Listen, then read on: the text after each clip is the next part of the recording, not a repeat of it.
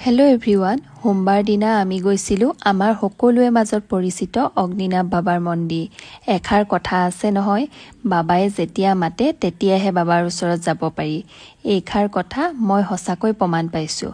মই বাবাৰ ওচৰত আগতো দুবাৰ গৈছোঁ, কিন্তু যোৱা 1 বছৰ পৰা যাম বুলি যিমান মিলালেও যাব নোৱাৰোঁ। আজিহে 1 বছৰ পিছত যাব পাৰিলোঁ। মন্দিৰৰ ভিতৰত সোমায়ে দেখোঁ বহুতো মানুহ, বহুত দূৰণিৰ পৰা ভক্তসকলো আহিছে। আৰু মন্দিৰৰ ভিতৰত এটাই ভাল যে বাবাক দৰ্শন কৰিবলৈ যোৱা, আইপৰা নিৰ্মালি আনিব যোৱা, শৰাই দিয়া স্থান সকলোখিনি ভক্তসকলৰ দিগদাৰ নহ'বৰ বাবে লিখা আছে। মন্দিৰৰ ভিতৰত কিন্তু এক্সট্ৰাকৈ ধূপ চাকি জ্বলাওঁ বুলি ক'লে জ্বলাব নোৱাৰি। তাত থকা বৰচাকি গছতে তেল ঢালিব পাৰি। আমিও তাতে তেল ঢালিলোঁ, আইপৰা নিৰ্মালিও আনিলোঁ আৰু বাবাকো দৰ্শন কৰিলোঁ। সকলোখিনি কৰি মেলি ঘৰলৈ বুলি আহিলোঁ। আৰু এয়া হৈছে শৰাই প্ৰসাদ। আৰু মই যে কৈছিলোঁ নিৰ্মালি আনিলোঁ বুলি, এয়া হৈছে আই দিয়া বিশেষ নিৰ্মালি। মন্দিৰৰ তাত তেল ঢালি আপোনালোকে মন্দিৰৰ তেল ঘৰলৈ বুলি লৈও আনিব পাৰে।